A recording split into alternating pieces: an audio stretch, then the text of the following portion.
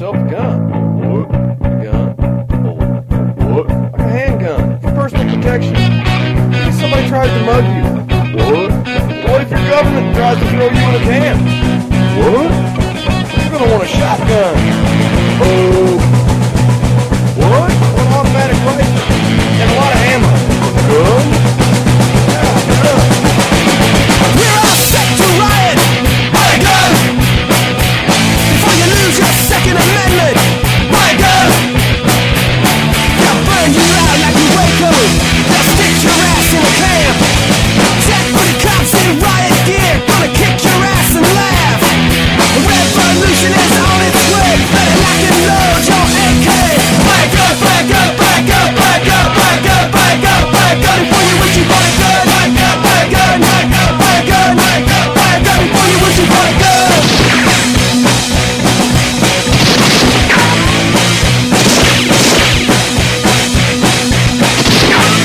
We're all set to riot. Buy a gun before you lose your Second Amendment. Buy a gun. They gave your money to the banksters. They stole your pension funds.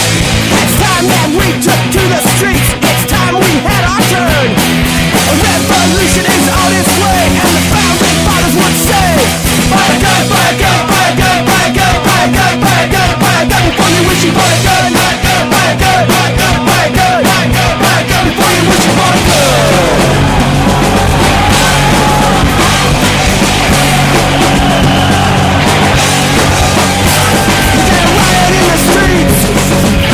Revolution's not clean and neat, you gotta riot in the streets.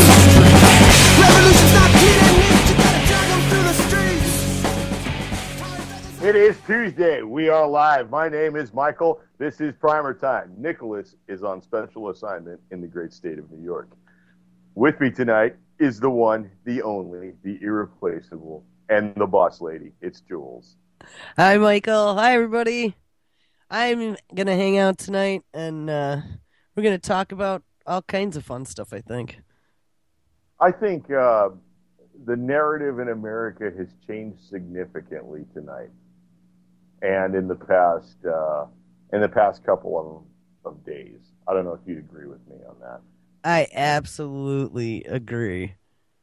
Yeah, the narrative on freedom, on gun-loving, toting people.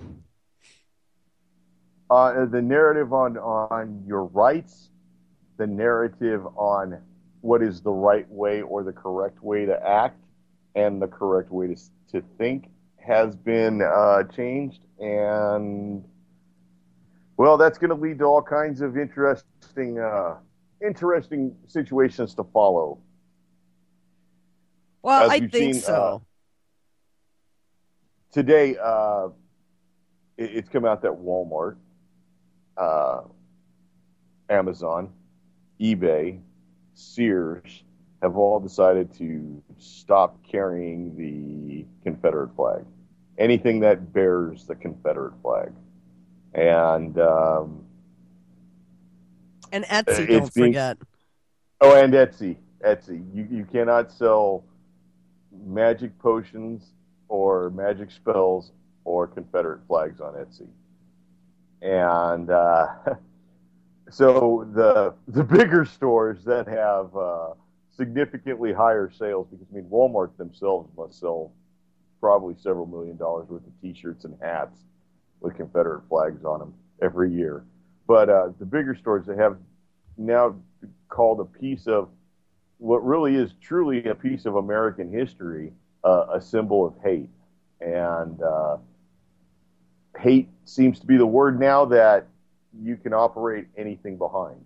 You can operate any sort of agenda behind the term hate.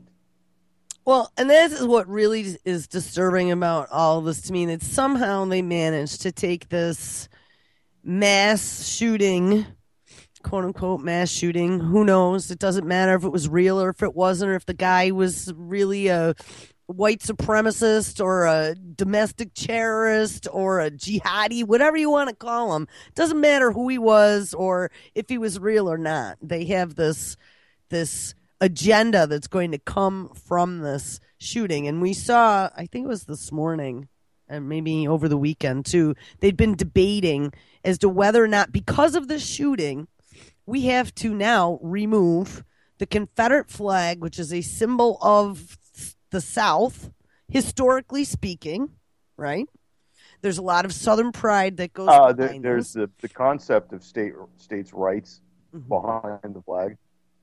And now, because of the shooting, we have this debate as to whether or not it should be removed from the grounds of the State House in South Carolina. And somewhere between Sunday and Monday, it all of a sudden became this national outcry where it needs to be banned from all over. And hey, I just got a note that said, I think you guys need a South Carolina perspective. I think Mr. Brandon Turbeville is around. South Carolina perspective. Yes. Hold on one second. Let's see. Brandon just came online, so let's see what Brandon has to say. Because here's when I'm looking at this, how we go from some person who, commits this mass shooting crime to the flag is responsible somehow. Just in the fact that right after the crime was committed, the usual suspect spoke up and immediately called for gun control. And Obama went 22 seconds into his speech or something like that before he started screaming about gun control in his speech. And giving, these things don't happen in other civilized countries, except for where they do happen. Or except for where he's launching them and killing people. Now, this shooting happened, I believe, was on a Thursday. Is that correct? Was it a Thursday or a Wednesday of last week? I think it was Wednesday, because Thursday is when all of a sudden then the fast track got rammed back through the house while no one was paying attention. Which, by the way, passed the Senate today while we're busy staring at Walmart and Confederate flags. But while the initial screaming is for gun control, over the weekend, just immediately following this, there was 10 people shot in Detroit at a party. Now, this was by a black person on predominantly black victims. And then in Philadelphia, there was like 17 shot at another party. And once again, it was black on black crime. And that got absolutely zero mention, but I think that almost took the wind out of the gun control sails right there. I think Mr. Brandon Turbeville is with us. Hi, Jules. Hi. And we have Michael on, too. Hey, Michael. Hi, Brandon. Nice to hear you. Thank you. So, do you have a South Carolina perspective, being right smack dab in the middle of Confederate flag country? Oh, yeah. Well, this is, I guess, round 2 of the Confederate flag controversy. I was around for the first one, and it was quite the ordeal. But, yeah, if you look at South Carolina right now, we've kind of survived at least 2 attempts to provoke racial division and that sort of thing in the last year or so. Remember, we had the Walter Scott shooting, which was a clear case of murder, but it was handled appropriately, and most people could see that it was a case of murder. And even the Soros-funded Black Lives Matter crap that was coming through was sort of ignored and pushed away. And then, of course, we had the church shooting, which had the opposite effect. I think a lot of people expected there to be some type of race rioting or something like that, and it didn't work. It didn't. It wasn't for lack of trying on the part of the mainstream media and from agitators, but it had the opposite effect. There's been vigils all across the state where whites and blacks have been getting together, shaking hands, and taking part in these vigils and church services and so forth to honor the victims and express unity. And in fact, it seems to be more about expressing unity in their communities than it is about the actual shooting. So that's a good sign. But now all of a sudden, I think I only caught bits and pieces of the show before I came on here. You have all of a sudden this issue about the Confederate flag. It just comes out of nowhere, and all of a sudden it's national news. So you got to ask yourself why. And they're trying their best to get people sniping back and forth at one another, particularly blacks and whites in the state and all across the country. But South Carolina's held out in terms of open division much longer than many people have expected it to. Well, here's my concern. Out of the shooting comes this whole racist component. They said this guy was some sort of, white supremacist and he'd planned all this. But out of all this, now all of a sudden comes we got to take the flag down from the State House. Then we get all these global retailers who all of a sudden aren't going to sell any Confederate flag products. And here's my take on it. So there was a question yesterday on one of the mainstream publications online from a manufacturer of flags that says, well, is it going to be allowed for us to manufacture these flags anymore? Well, I guess I'm really having difficulty trying to get my head around the fact that anyone could, A, tell you what kind of flag you could fly, or B, tell you what kind of flag you can manufacture. The flag is just a symbol. I mean, if I wanted to fly a Confederate flag, I should be able to, or a Chinese flag, or you know what I mean, a Gadsden flag. Is that going to make me a criminal? And I even saw that on I think it was Amazon, or I don't know, Michael. We played that clip before the show. I should play it. They're removing even T-shirts. I mean, this is making me think of like the NRA T-shirt where they threw that kid out of school for zero tolerance. Do you remember that? They suspended that kid for wearing an NRA. This is all stuff that's really designed to grab the eye of everybody and make us do exactly kind of what we're doing right here, talking about it. And I mean, at least we're bright enough to see that, hey, well, we're discussing this. And I mean, aside from the obvious assault on the rights and the culture that we have, there's also shenanigans going on with the money because the great big sucking sound just got piped through a megaphone. Yeah, I think that's important to point out that, while the average person was talking about this Confederate flag issue and even the Charleston shooting, there were a lot of things happening with the TPP that most people didn't notice, right? They approved fast track, and that just slipped right under the radar. I'm not saying that's the only reason they've done it, but it certainly didn't get any attention at all whatsoever. And again, I really say that this is an attempt to really stir up racial division, and it works in a lot of areas. It worked in Baltimore, it worked in Ferguson, it worked in Florida, and they're trying to get it to work here, and it's been harder to do. Now, the question of these major retailers pulling it off the shelves, again, that's quite the decision to make so soon by places like Walmart and others. So what this is an attempt to, A, continue this silly narrative of collective guilt. It's also an attempt to get Americans acclimated to the fact that if they say something that's considered hate speech, then either this might be going down the road of being illegal, or at least they're going to be dealt with in a public fashion. I mean, even notice the Orwellian nature of the word hate speech, right? We say that now without thinking twice. This person engaged in hate speech. Well, this is something directly out of 1984 in terms of language. But we see a lot of that in England, where doesn't matter what you think of what he's saying in terms of his perspective, but there was a preacher in England who was out preaching on the street, and he said, "We simply want the same rights that gays and Muslims have," and he was arrested. Right? In other European countries, for instance, Germany, you can't question the Holocaust; you get thrown in jail. Or France, the same thing; you get thrown in jail. So they support free speech there, but that's what's coming here. I mean, we've reached the point of absolute absurdity of the things that you have to memorize and understand in order to fit into, politically correct society, to the point you have to memorize an entirely new language almost. And that's what's being pushed as well.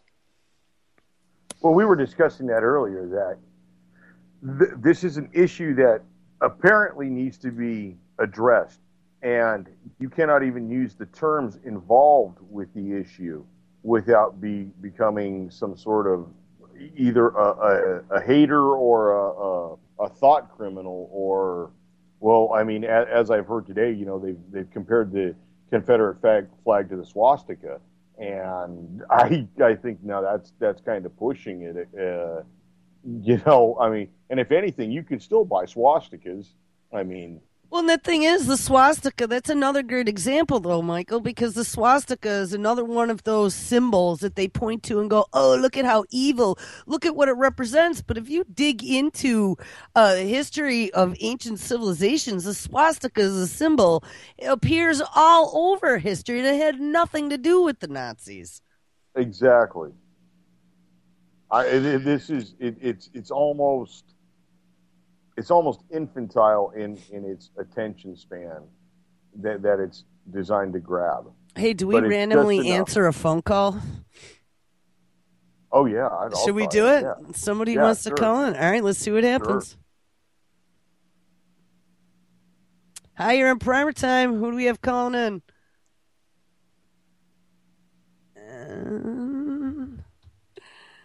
Are you there?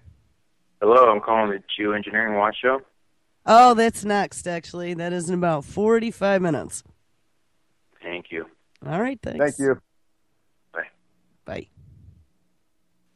All right, sorry, That is Michael. awesome. That is like the third call we've ever had on Primer Time, and almost none of them have been for us. It was the They've always wrong been number. for another show. That is totally cool. I'm sorry. Well, go ahead.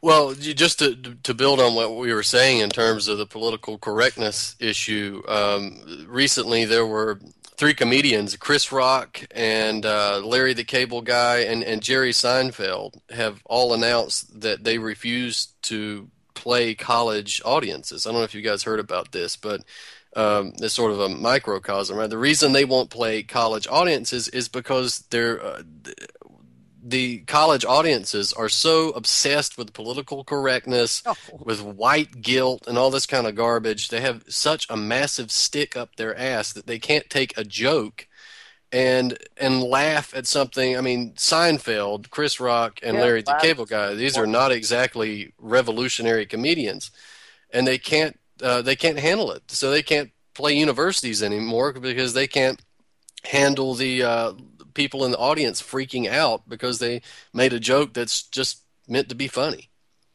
And that's America as a whole. Well, I mean, it's almost to the point where you can't say that this joke triggers you because, well, triggers are a part of a gun, and that triggers me as well. Yes. It's true, though. You know, you guys are just so right because this political correctness has gotten to the point of completely ludicrous now. I mean, people get their panties in a wad over the most ridiculous things, and it's like, God, if we are just professionally appalled people 24/7 who don't know how to, like, take something offensive and, you know, brush it off or, you know, have our feelings hurt and move on. I mean, we're doomed if that's the case. We're like these hypersensitive, big, fat babies, and I just cannot stand this. Yeah, the entire country has become extremely weak as a result of this. And also, I mean, it's a way to minimize language, but I would ask the average person, if you are afraid to say the truth or afraid to speak your opinion, then you're not free. And you know, if you're content to live with that, I don't know what to really say for you. But the reason this stuff can take hold is because we allow it to. It's because we play into it. This stuff started a while back. You know, it didn't just start this year. And because people acclimate to it and they become part of it, you know, this is why it takes hold. I almost think Well, that now, this group shaming is part of a bigger agenda for sure to keep you from speaking your mind. Absolutely. It's encouraged from the top too. Sorry, Michael. Go ahead. The ability to speak your mind is dependent on you being able to use the language correctly. And because if not, you're just grunting and hollering. And right now we've got a destruction of language that's almost comparable to what was in 1984. And I mean, we've got kids who will not be able to participate in the legal system because aside from not being able to spell the words, they don't know what the big words mean, and they don't know how to complain correctly. And all they're being fed is the political correct way of thinking from their friends and from the media. Yeah, we were going to have a generation of mush-filled autistics by 2025. We're going to be in real trouble. Yeah, you're going to have a generation of people who speak a pidgin English, and that's largely what we have. You can go around and speak to high school graduates, and they generally, as you said, they can barely speak the language they are raised in properly, and they don't even know how to express their thoughts. And once you can't express your thoughts, I mean, what can you do about any kind of grievance if you can't even express what you're grieved about? One day the English language will just be reduced to like a grunt that means yes, I submit. We're getting there now. And then it will be followed by a bunch of emojis, which honestly, I saw something that said that there's a police course available online that teaches cops emoji speak so they can like decode possible criminal cases off of a seized cell phone by, learning emoji speak, which I thought was really kind of funny. Now, here's something else that, we talked about this TPP fast track kind of slipping through without anyone noticing past the House last Thursday, and I believe it was today. Was it today that it got voted on and pushed through the Senate? It passed the Senate today. So now it's waiting for Obama to ink it. But one of the other things that happened last week, the week before, and I think I asked you about this, Michael, if this is what you and Nick have been talking about a few weeks ago, is that proposed new law that's coming through the State Department. As it almost, when I was reading the document, it seemed to me like it was part of that UN Small Arms Treaty that Kerry inked that never went to Congress, where they want to ban conversations on the internet. The dissemination of information that could be used in, I guess, assembly or manufacture or some sort of knowledge that's partial to firearms or small arms or something like that. Right, because people from other countries can reach your website, so you need to get a license and approval to be able to publish any information about the firearms or the ammo, the technical information. I mean, this all has been happening within this 1 month, which I just find such an amazing coincidence. I find the push for firearms once again in almost in a lame duck era for Obama, with not a lock for a Democrat coming in either, to be kind of odd, and really without taking kind of any kind of precautions that it wouldn't be overshadowed. I would think that if this was going to be a manufactured thing, they wouldn't do it so close to a weekend. It would be a Monday morning sort of thing. They'd have the whole week of news to go through it. And they tried pushing it this weekend, but there really wasn't a whole lot of sporting stuff going on this weekend, I don't believe. So there was more attention paid to it. But they really want the guns bad. They want the guns really, really bad. Go ahead, Brandon.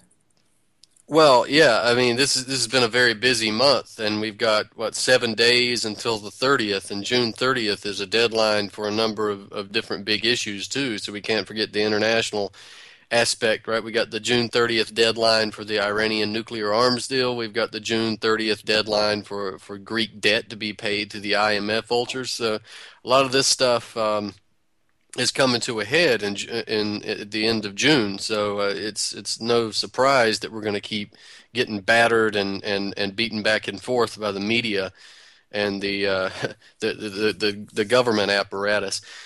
I would just point off to people too who are up in arms. This is the second time in 2015 that I have seen Americans absolutely lose their mind over a flag. Remember, it was only months ago that we were talking about this stupid Chris Kyle American Sniper issue, and now we're talking about the Confederate flag issue. People who are so upset about the Confederate flag, and I have my own views about the one on the State House, but maybe it's an issue, but what else are we facing here? There's so many other issues that could be dealt with. If you're worried about the Confederate flag, okay, fine, but what about the levels of unemployment? You take the flag down tonight, and you're still going to be unemployed tomorrow. You take the flag down tonight, and we'll still be at war tomorrow. You're still going to lose your rights tomorrow. You're still going to pay high taxes tomorrow. I don't think this is really a worthy cause to be involved in. So I would caution people, even if you you support it, you oppose it, keep your eye on the ball here and focus on issues that are more important than little pieces of cloth floating around on State House grounds. Well, that's exactly when I got up with my coffee this morning, and I was visiting my parents this weekend for Father's Day, and my dad had on Fox News, and this whole thing about the flag was going on, and, get me before coffee, look out.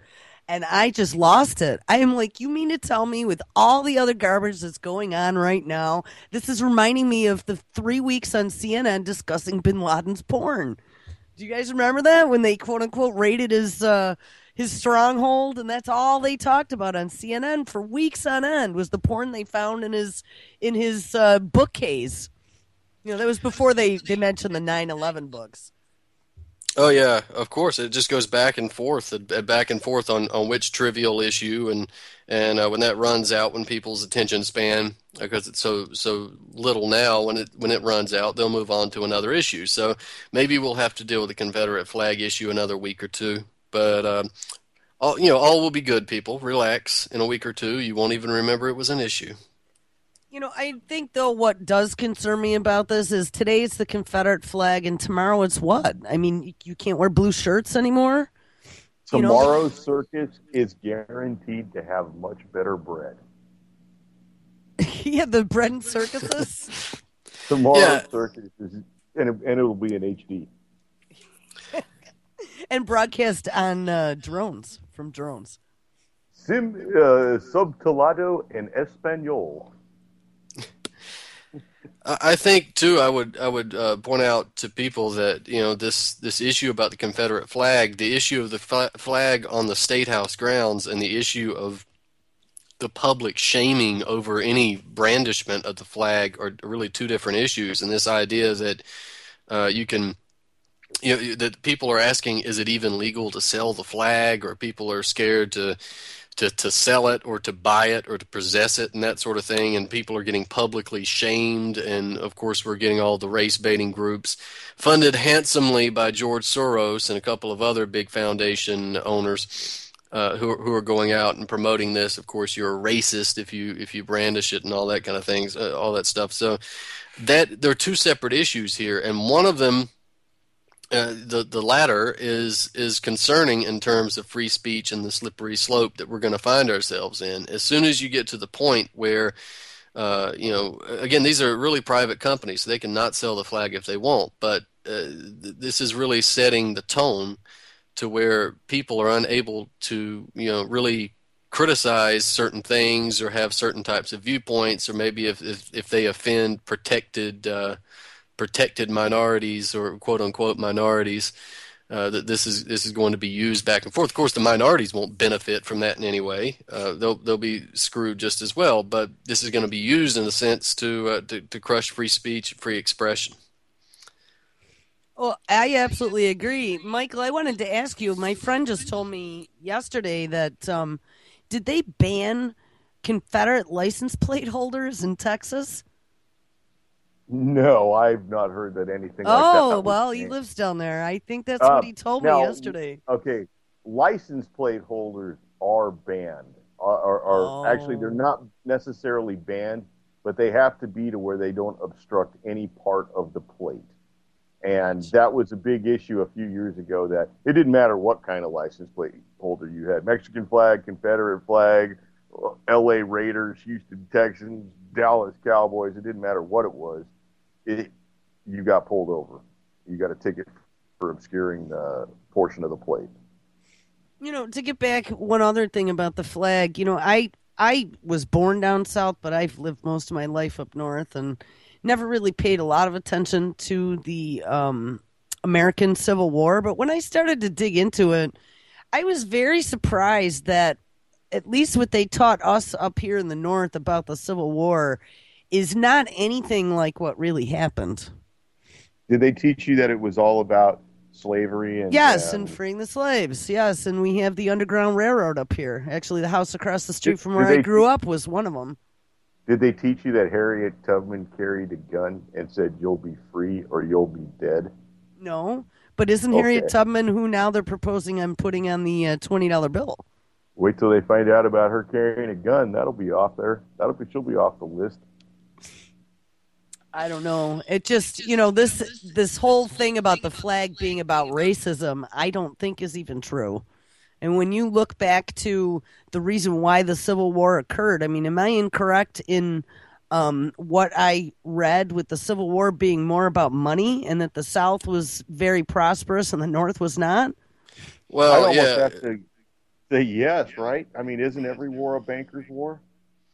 Yeah, exactly. I mean, the Civil War was essentially a trade war that was provoked by the British and the French and the Scottish Rite of Freemasonry here in the U.S. So it was clearly an economically based war. It had a lot to do with free trade, actually. And the slaves, that was an issue that came into it. Of course, it was always present, but it was an issue that really came into it late in the game when Lincoln announced the Emancipation Proclamation.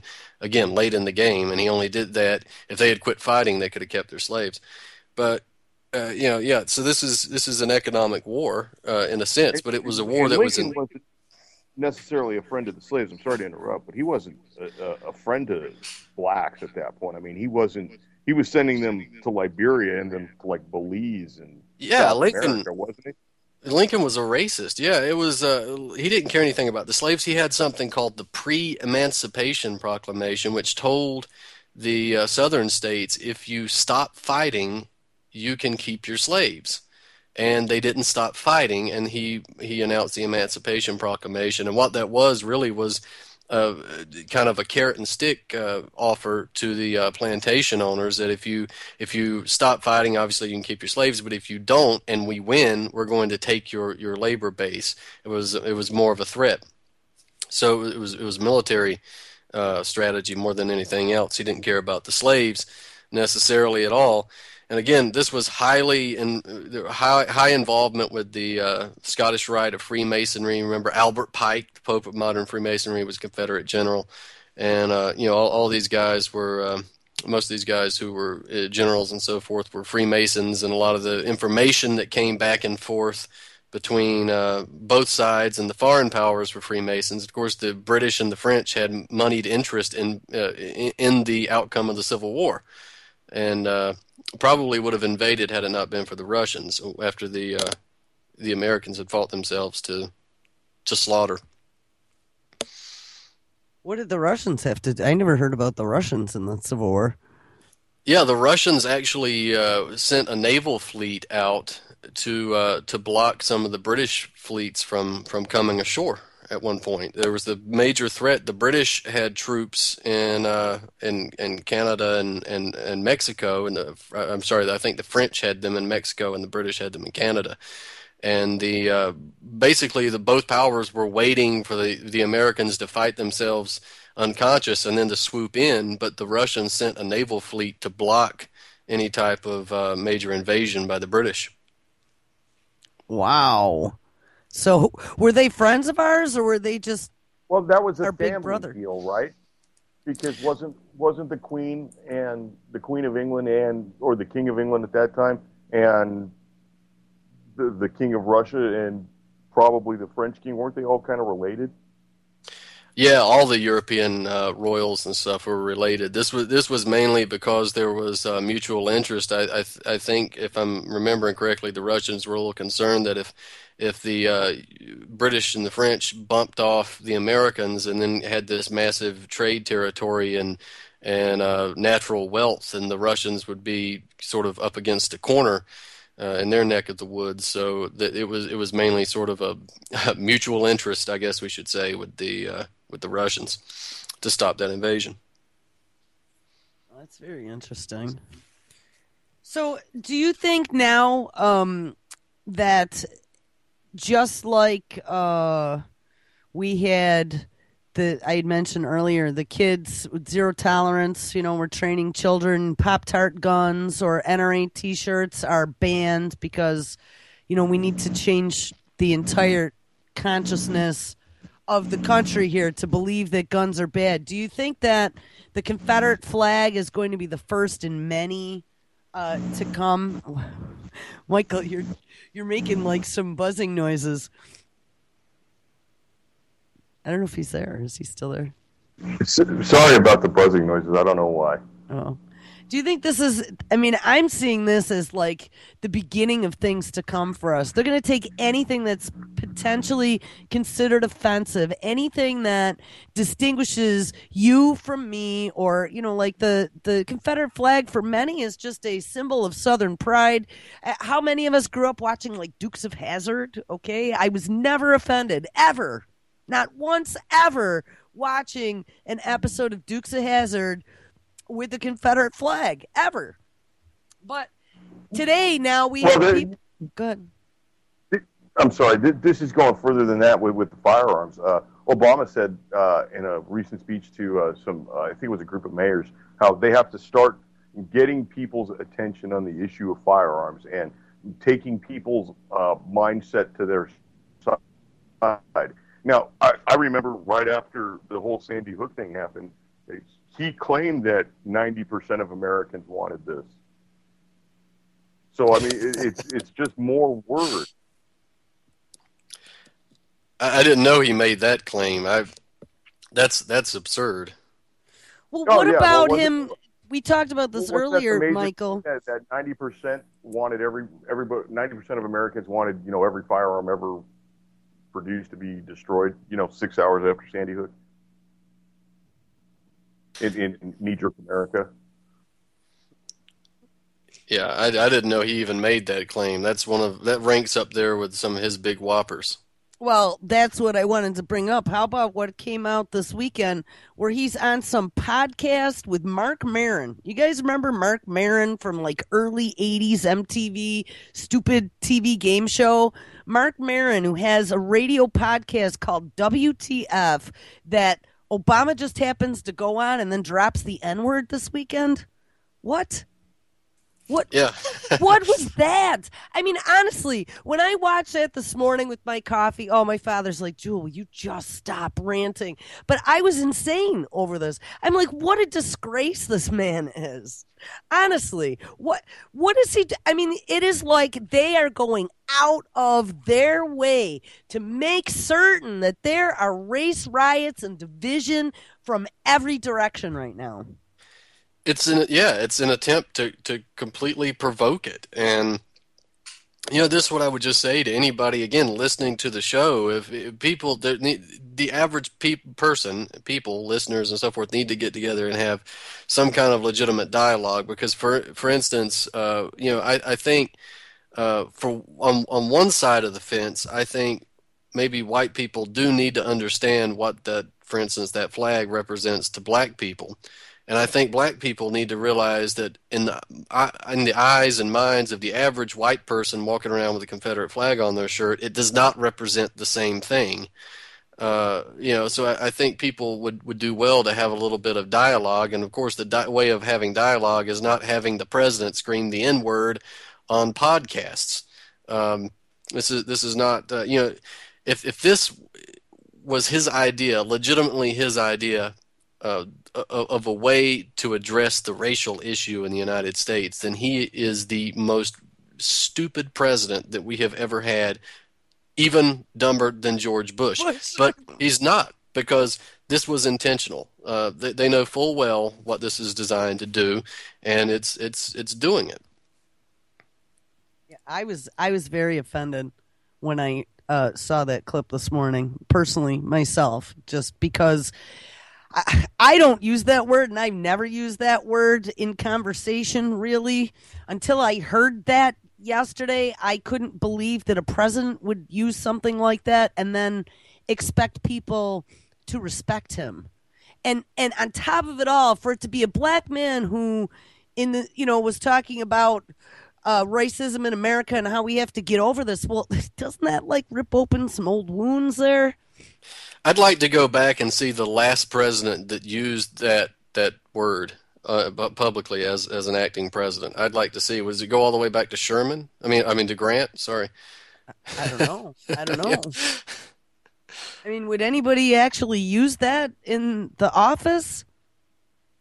I Yeah, found it very Well, offensive. it depends on what part of the country you're in, and what seriously, what demographic you hang out with. Because if you hang out with urban youths, you're going to hear that all day long. You'll hear that 1,000 times before 9 o'clock if you get up that early.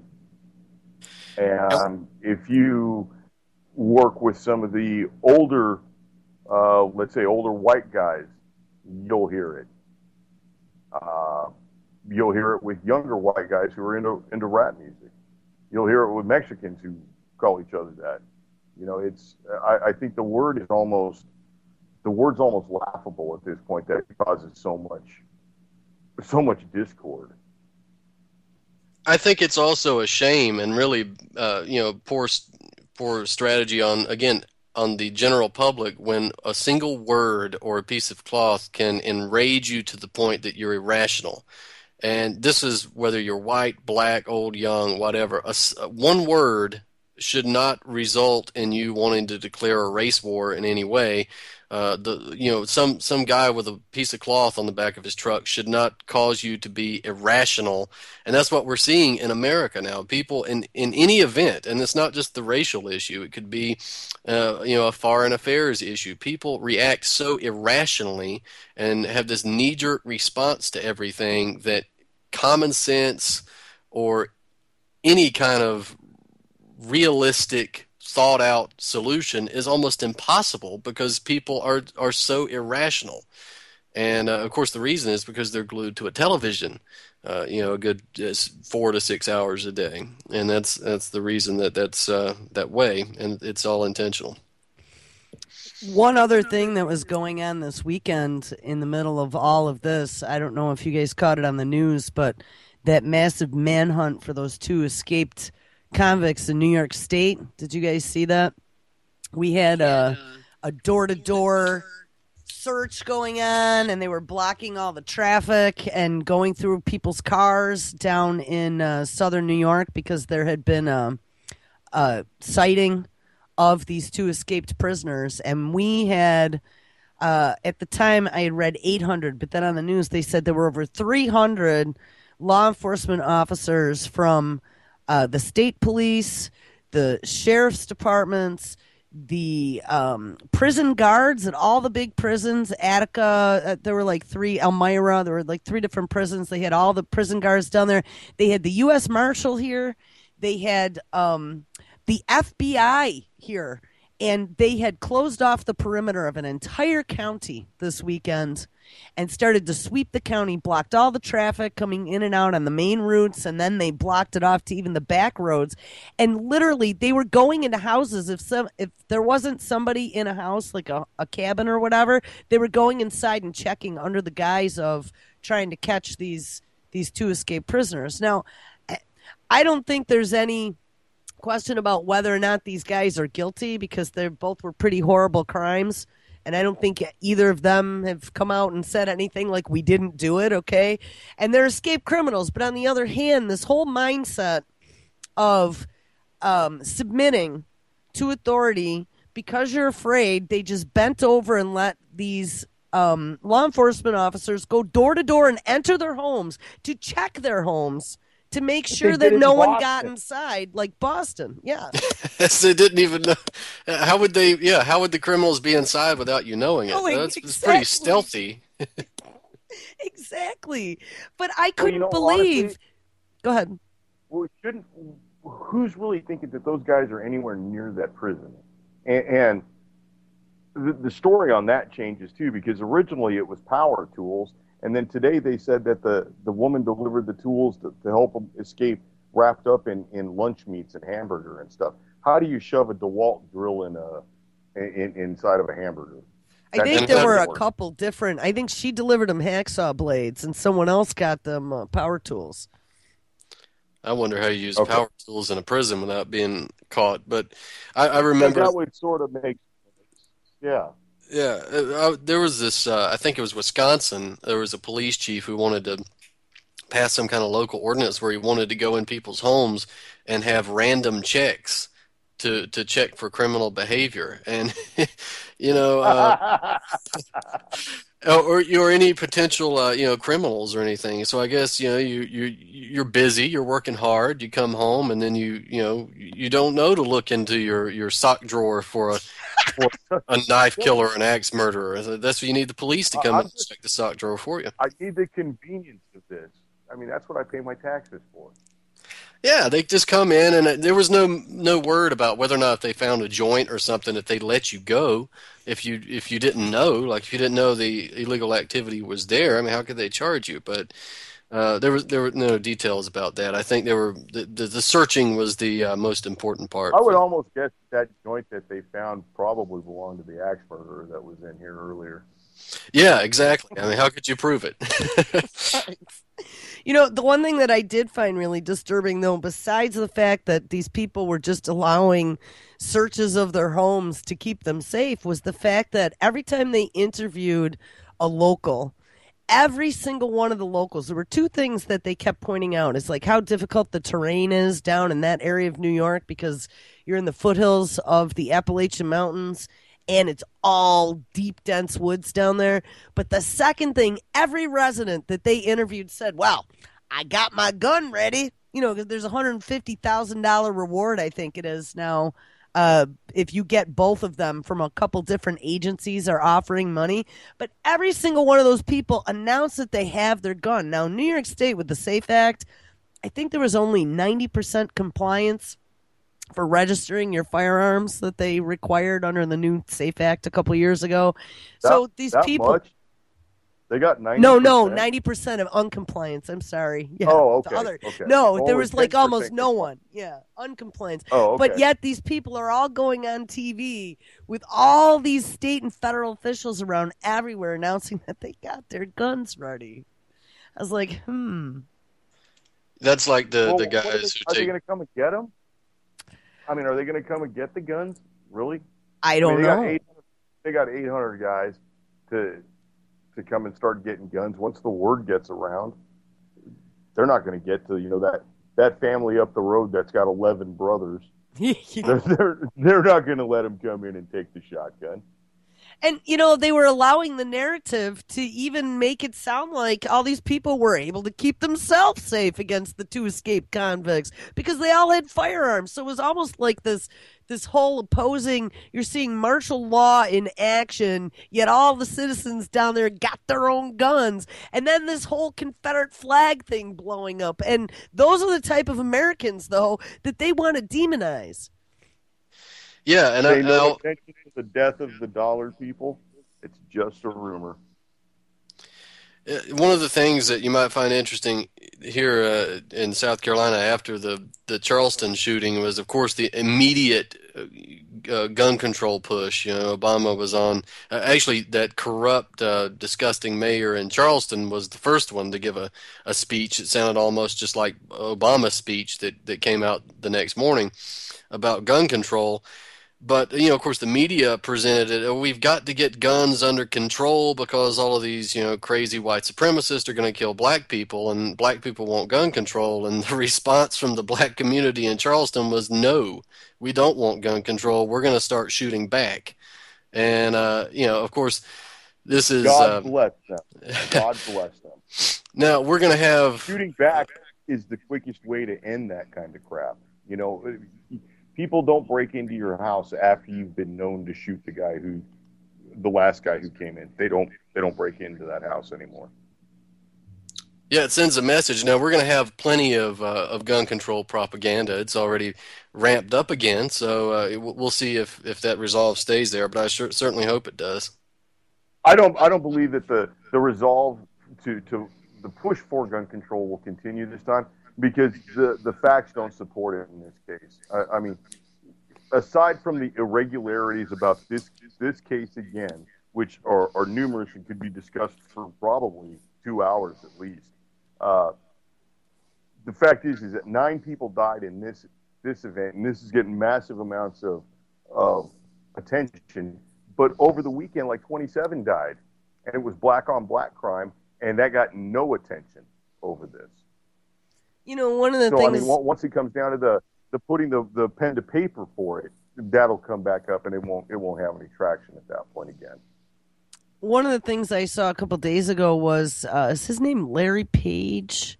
Is that his name? The head of, I think he's the NRA, where Larry somebody, I don't remember his name. That's Larry Pratt is Larry Gun Owners Pratt. of America, Gun Owners of America. Okay, and he had made a comment, and they were kind of arguing with him, but I kind of agreed with him that if anyone in that church had been packing, this might not have even have gotten to this point. You know what I mean? But it was considered a quote-unquote gun-free zone. Gun-free zones are just, they're, if you're going to go in and commit a crime, are you going to go into the place that you know has easy pickings, or are you going to go into a place that you could, like, leave with your spleen across the street? Right. You're not going into the place that's going to take your spleen. They're criminals because they don't want to work. And a gunfight is probably work, you know. That's really how I see it. If you go to a gun show, the common thought is you're going to see all kinds of crazies and dudes selling Nazi flags and all that. You might see that, but something that you'll really notice, especially if it's your first time, you'll see guys that are really rough-looking, thugs, you could call them, and they are the most polite dudes you've ever seen in your life. You know, they'll, yes, ma'am, go right ahead as an old lady walks in front of them. There's none of the inner city like preening and crowing, because they know that everybody there has a gun. That's not the place to do it. And the behavior changes because, well, there's consequences for the poor behavior. And I mean, tangible consequences. So I think that the armed society kind of prevents it. Yeah, and there's also, you know, I don't know if you've seen these videos, but these pro-gun groups went around and posed as anti-gun groups, and they had this fake petition that they had a yard sign that said this house is a gun-free zone, and they wanted the people in the neighborhood to put the yard sign out. So they'd talk with them, and they'd say, "Will you sign our petition to ban guns?" And the person would sign it, and then they'd say, "Here, we have a free yard sign. We put the yard sign out." And they would say, "Oh, no, we don't want that." Well, why not? And the answer would be, well, we don't want people to think we don't have any guns, because then they might try to break in. So they even understand it. But now, that was right at about the time when the newspaper released the names of all the gun owners. Yeah, it was about that time, which it did nothing to the gun owners, by the way. It just told the criminals what houses not to rob. Well, and not only that, but didn't the organization that put out the information on gun owners, didn't they immediately go and hire armed security? Probably so, yeah. I believe they did. They spent like a good amount to hire like serious armed security, not just, you know, not like apartment guards, but like guys with skill. Well, I trust that we're also torn up about these events, that we're going to have to do just what Obama did after the Charleston shooting, which is go golfing in California. Did you see that? I could not believe it. In the middle of a drought, no less. I could not believe that he did that. Like, how exhausting. You know, and there's the other thing. He's going to be giving the eulogy. One of the things that I see that only in a couple reports on the shooting in South Carolina did anyone even mention that pastor was also a state senator. Yeah, I found that odd. Yeah, I found that odd that nobody really mentioned that. Clementa Pinckney was the guy you're referring to, and he was a state senator, and I was a little surprised that no one really mentioned that. And that's kind of a big deal. He's the reverend angle. They haven't been pushing his political affiliation at all. I mean, it was several hours before I heard that he was a state senator. Yeah, I don't know. You would think that, I mean, he's an elected official of the state, and he gets blown away in a church by some domestic terrorist white supremacist. You'd think that might make the headline. And well, you'd also think that it might merit a deeper look at the facts of this case. I mean, there's a lot of things about this that share a lot of oddities with other shootings like this. And I mean, I'm not saying that this is fake or anything, but there's some questions that deserve to be answered.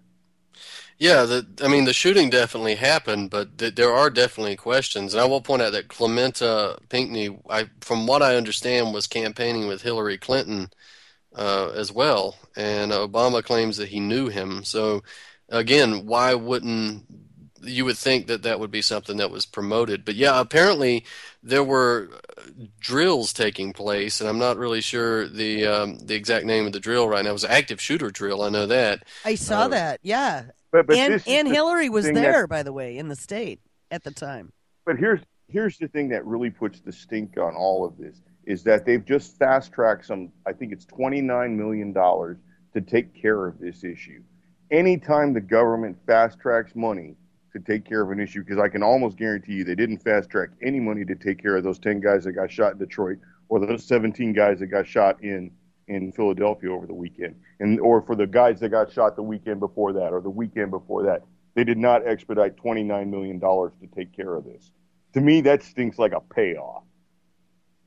And also, a lot of this, the photos and stuff of Dylan Roof were coming from the Southern Poverty Law Center, and so you have to question the nature of those as well.